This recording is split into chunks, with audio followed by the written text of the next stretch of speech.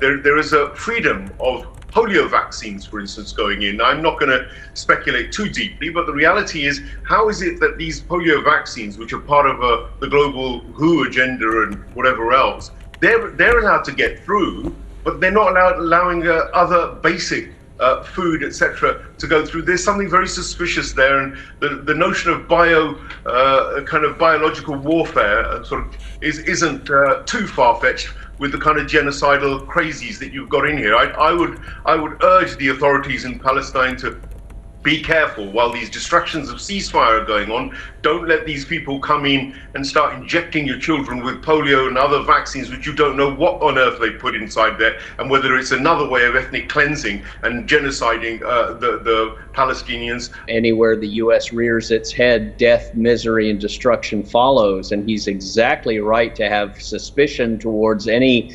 vaccination items or agenda that seems to suspiciously squeeze through the security protocols, but yet food and water and basic bandages and medicine and painkillers cannot.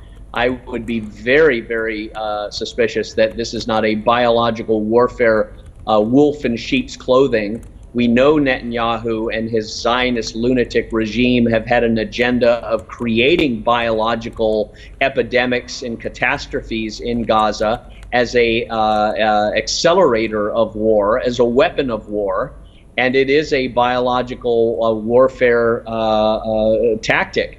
And they have declared in the past their agenda is to annihilate every man, woman, and child in Gaza, to genocide them, to purge or destroy the seed of Amalek, in a twisted, perverted corruption of biblical history from these atheistic, Talmudist, demoniac Zionists like Netanyahu and his cabinet in Israel.